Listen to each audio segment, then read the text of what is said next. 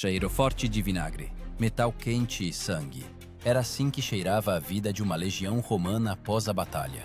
No ruído e nos gemidos dos feridos, ao som dos passos dos carregadores, um dos soldados gritava não de dor, mas de terror. Ele ainda está vivo! E nesse momento, um homem de quitão branco já se aproximava dele. Não com um escudo, mas com uma faca e uma esponja. Este não era um carrasco, mas aquele que deveria salvar. Mas como salvar se o remédio é ferro em brasa? Como se pode sobreviver quando o tratamento começa com a fumaça e o chiado de uma lâmina incandescente?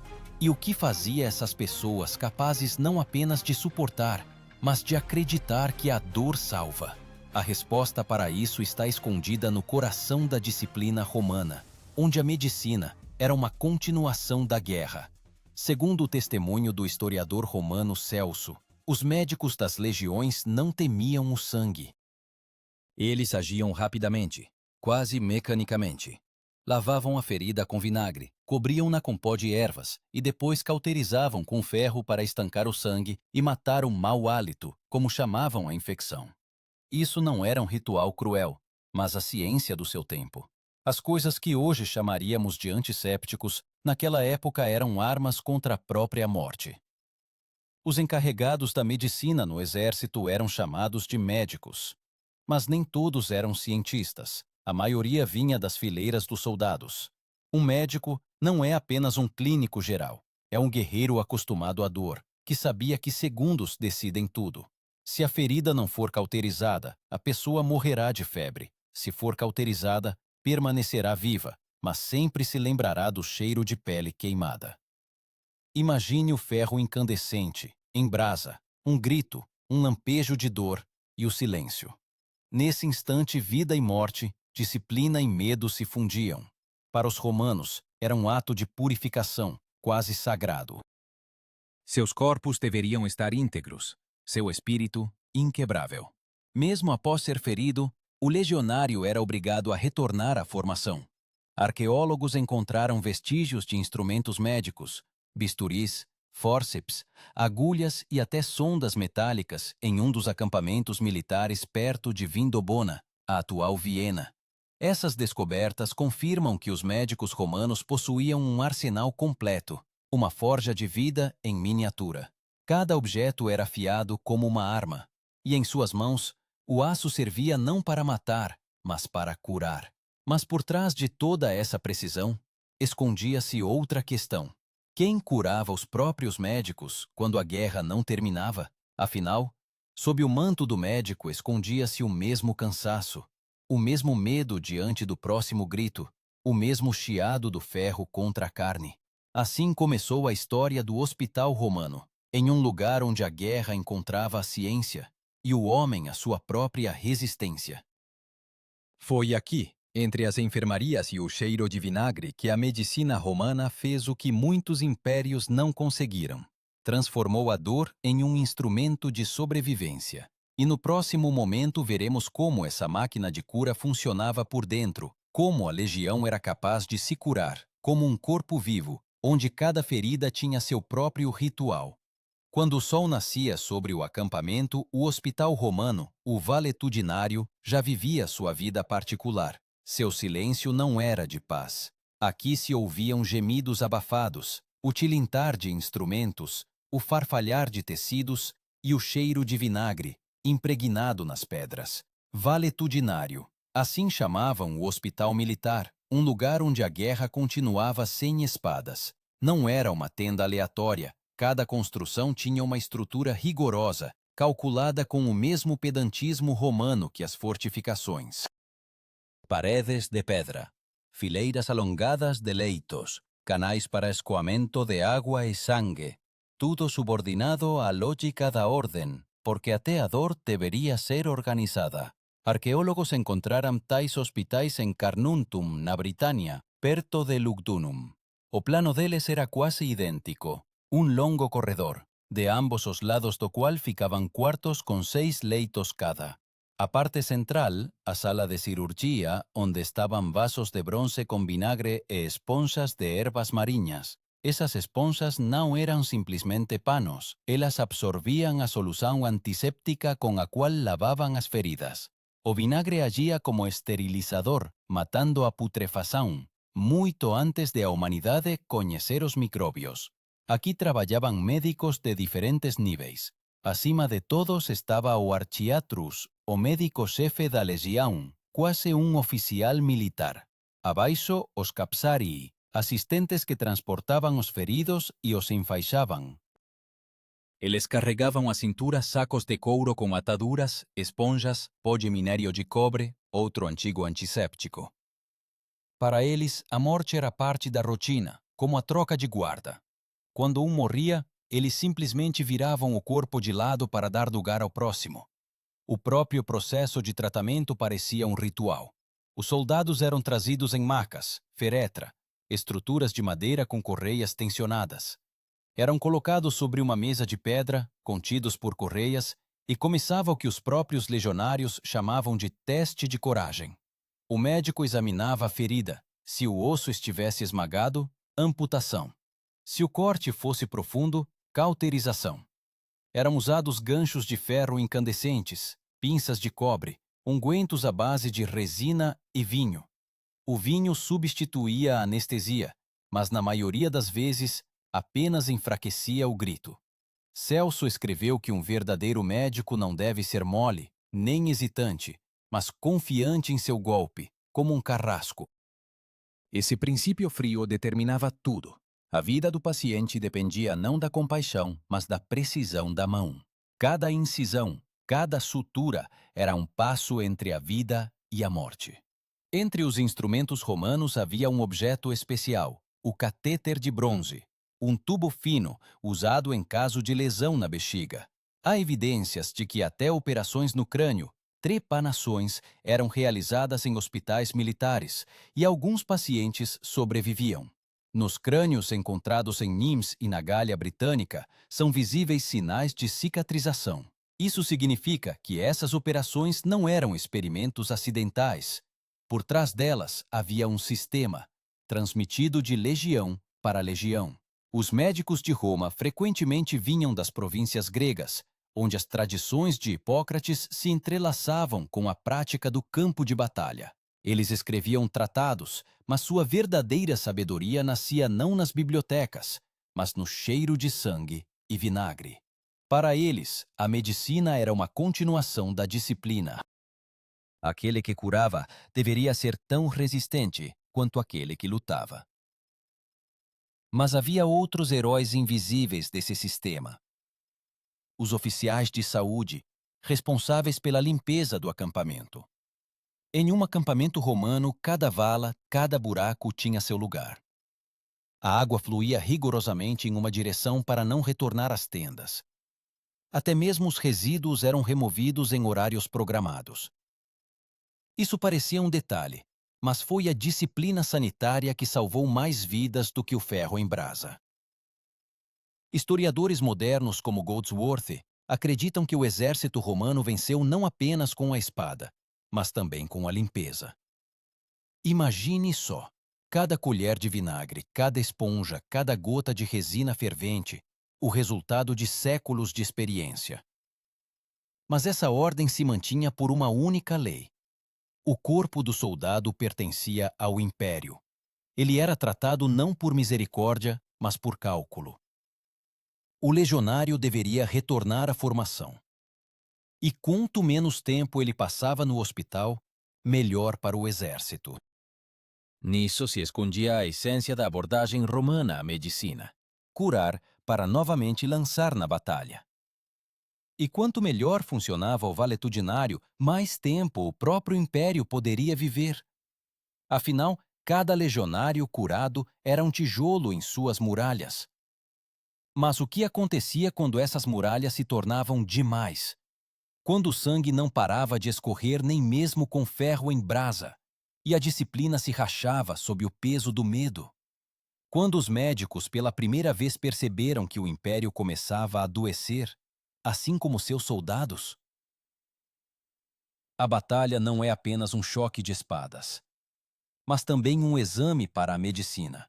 Quando a legião entrava em combate, ao lado do tribuno sempre ia um médico, com uma bolsa de couro pendurada nas costas, contendo esponjas, pinças e vinagre.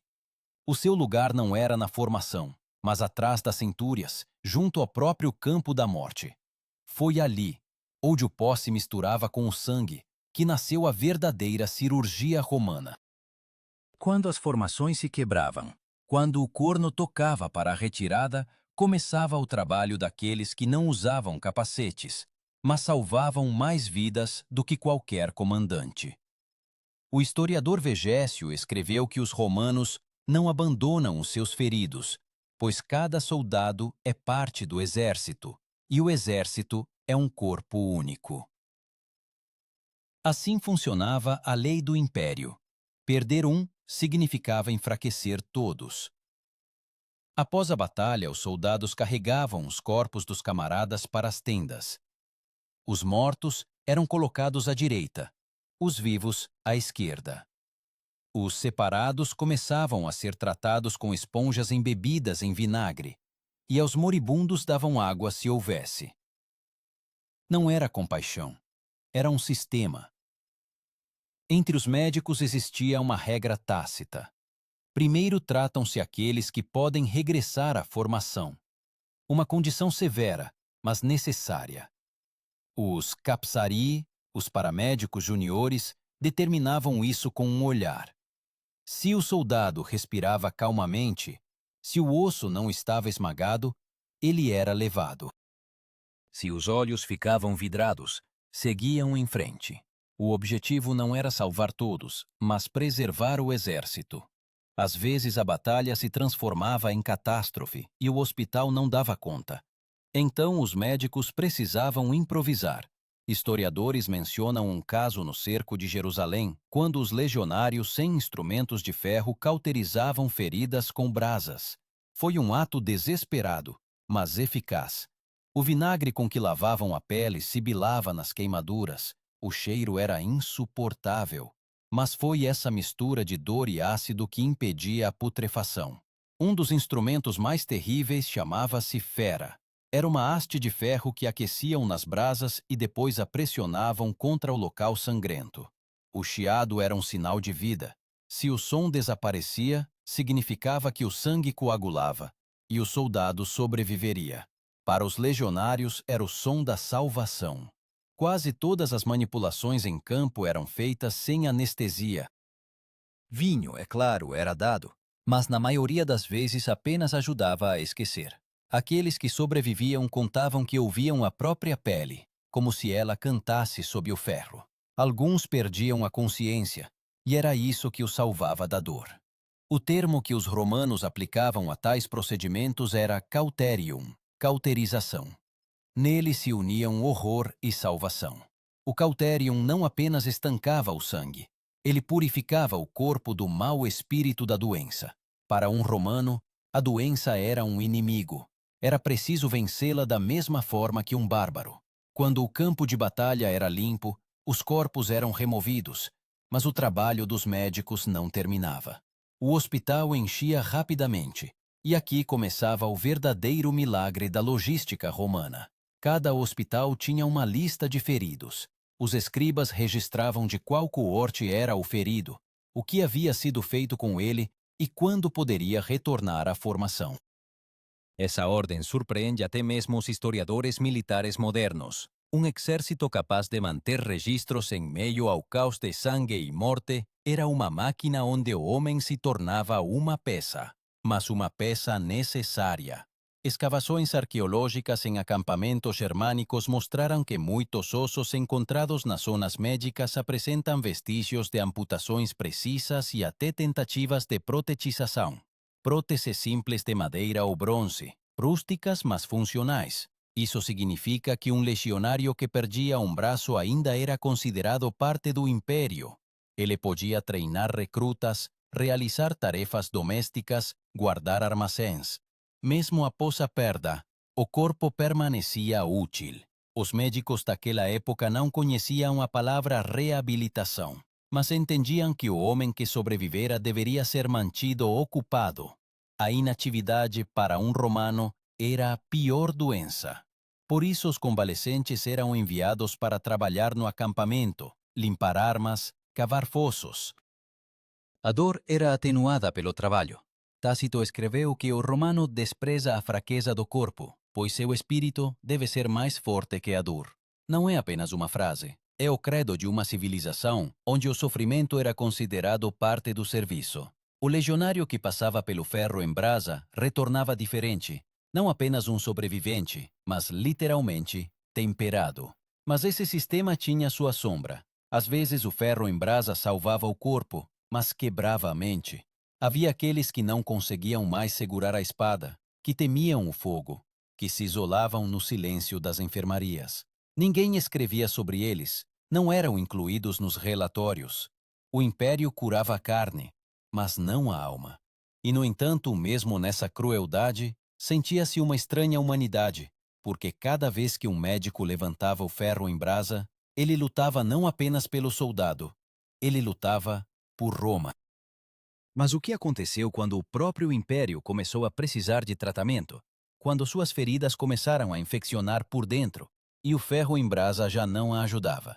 Em meados do segundo século depois de Cristo, Roma estava no auge de seu poder. Mas sob sua pele de mármore, a putrefação já começava. O império, acostumado a tratar soldados com ferro em brasa, precisava ele mesmo de cauterização. Pelas estradas onde antes marchavam legiões, agora se moviam doentes e refugiados. Epidemias que mais tarde seriam chamadas de peste antonina assolaram tudo, de Damasco a Britânia. Segundo testemunhos de Cássio Dio, os corpos apodreciam diretamente nos hospitais, e os médicos, sem explicação, cauterizavam as feridas da mesma forma, com ferro, vinagre e oração. Mas o sistema, uma vez criado para a guerra, sabia se adaptar. Os valetudinários transformavam-se em centros de quarentena.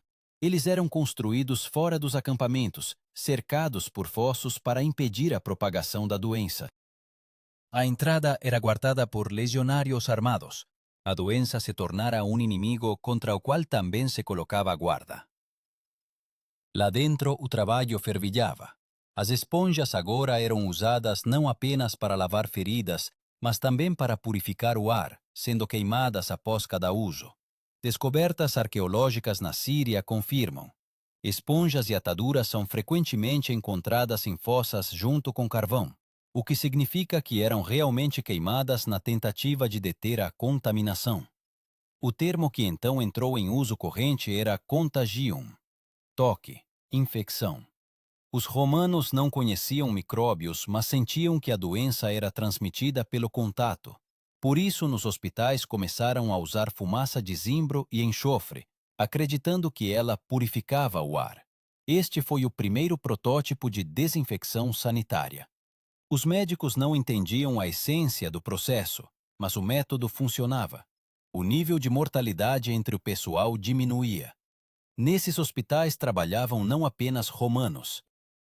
Após as reformas de Adriano, os médicos frequentemente vinham das províncias orientais, Síria, Egito, Grécia. Eles traziam seus conhecimentos, ungüentos de mirra, óleos de alecrim, infusões de ópio. Para os feridos, isso era quase um milagre. Vinho, vinagre e ferro em brasa permaneciam a base, mas a eles se adicionava algo suave, quase humano. Guerreiros, acostumados à dor, sentiam pela primeira vez o cuidado. Mas foi nesse período que ficou claro que a medicina de Roma não podia curar tudo. Um soldado ferido na fronteira distante não podia mais ser levado ao hospital a tempo. As distâncias do império cresciam mais rápido do que suas estradas. Por isso, nas legiões começaram a criar unidades médicas de campanha, análogos primitivos de hospitais móveis. Cada unidade tinha agora seu próprio conjunto de materiais de curativo e 1 ou 2 capsari. Eles tratavam diretamente no campo, sob a chuva, sob as flechas, às vezes na lama. Este foi o primeiro passo para o que hoje é chamado de medicina de campo militar. Segundo as descrições do historiador Galeno, que serviu sob Marco Aurélio, os médicos militares começaram a usar novos instrumentos, seringas de bronze para lavar o pus, agulhas finas para suturas de fio de linho. Ele escreveu que as feridas não deviam ser apenas cauterizadas, mas limpas até que o corpo respirasse frescor. Para sua época, era uma abordagem quase revolucionária. Pela primeira vez surgiu o conceito de limpeza e restauração, e não apenas de estancar o sangue. Galeno também notou que muitas doenças dos soldados não começavam com a espada, mas com o cansaço e a fome. A dieta de um legionário era precisa até a onça: grãos, vinho, vinagre, carne salgada. Mas em campanhas distantes, quando o suprimento falhava, a ração se transformava em tormento.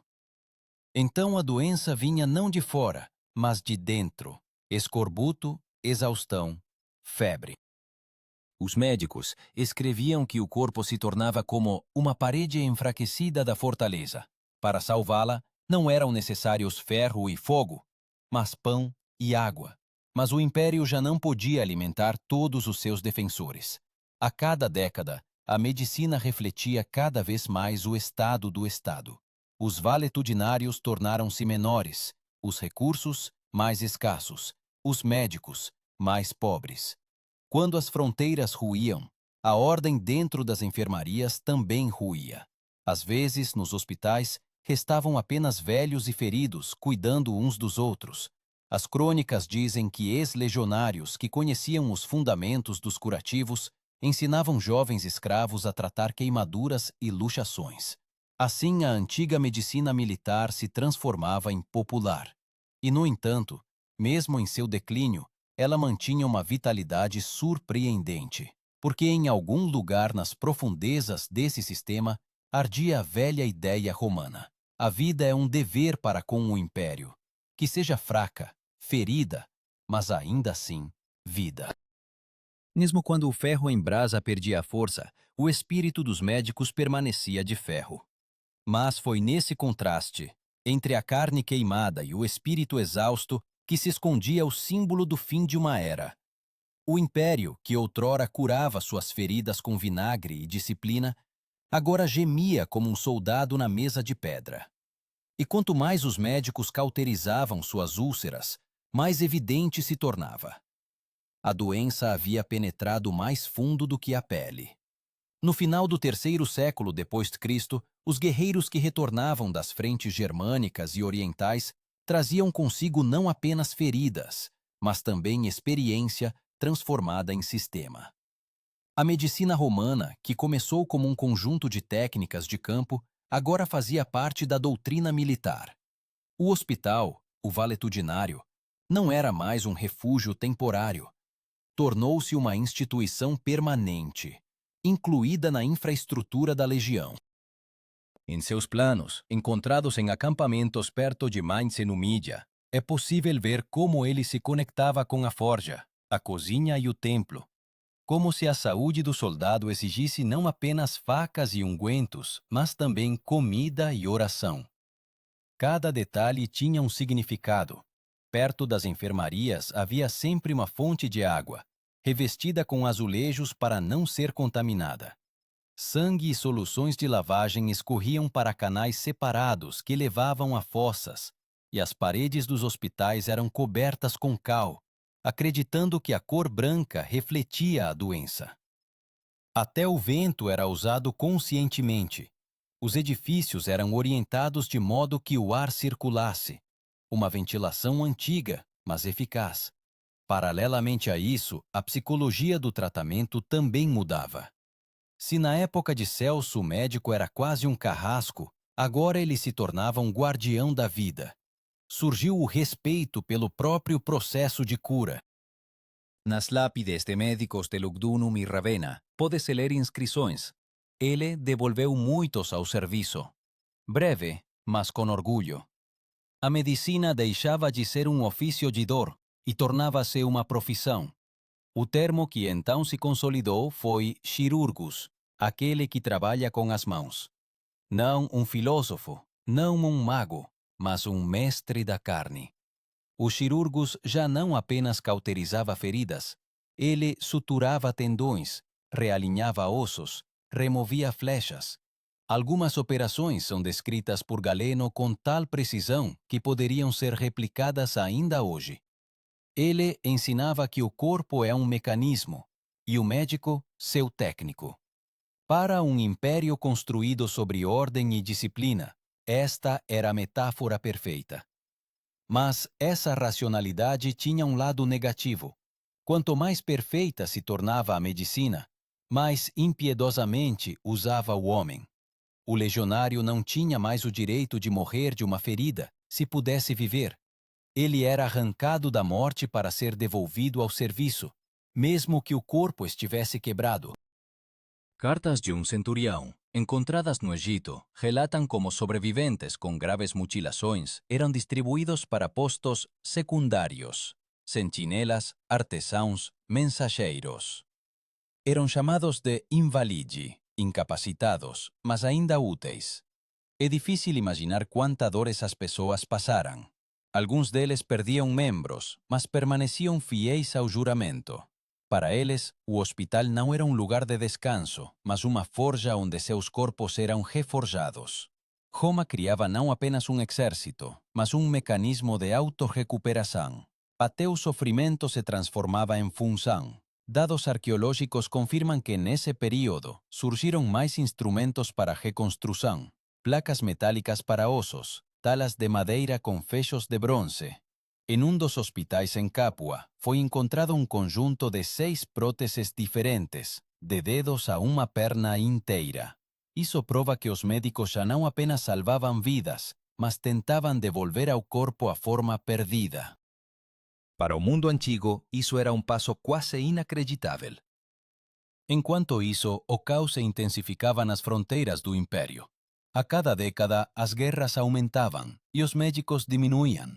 Os jovens médicos não tinham tempo de ser treinados, e, no entanto, Roma resistia, porque sua medicina estava integrada à própria ideia do exército.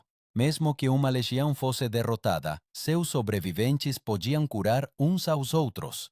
Nas ruínas dos hospitais, os arqueólogos encontraram não apenas instrumentos, mas também inscrições feitas por soldados. O ferro salva. Essa frase simples transmitia todo o significado de sua fé, mas por trás dessa fé escondia-se o cansaço. Quando as guerras se arrastavam por anos, os feridos retornavam aos mesmos hospitais, onde antes se ouvia o tilintar de instrumentos, agora ressoava a tosse de velhos legionários. A dor deixou de ser temporária, tornou-se um modo de vida. Os médicos já não distinguiam quem estavam tratando, um soldado ou uma sombra. No entanto, foi nesses anos que nasceu algo novo, o embrião do que mais tarde seria chamado de psiquiatria militar. Alguns médicos escreviam sobre o tremor após a batalha, sobre sonhos em que o ferido via as chamas do ferro. Naquela época, ninguém conseguia explicar isso, mas os próprios médicos começaram a notar que nem todas as feridas estavam no corpo. Algumas estavam na mente. E pela primeira vez na história romana começaram a usar o descanso como tratamento. Os pacientes eram enviados para o sul, para o mar, para respirar o ar da tranquilidade. Uma medida simples, mas que salvava mais do que o ferro em brasa.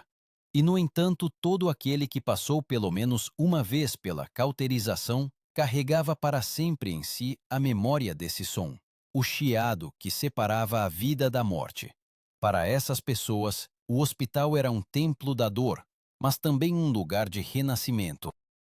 O império podia desmoronar, as cidades queimar, as legiões desaparecer, mas onde o ferro ardia, a vida ainda se mantinha.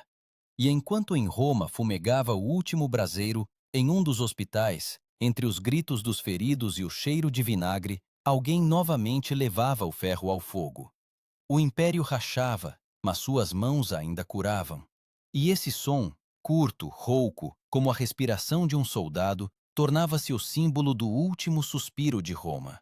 Quando o Império Ocidental começou a ruir, a medicina não morreu com ele. Dissolveu-se em novos mundos. Os valetudinários esvaziaram, mas suas paredes não desapareceram. Monges ocuparam os antigos hospitais, transformando-os em abrigos para doentes e peregrinos.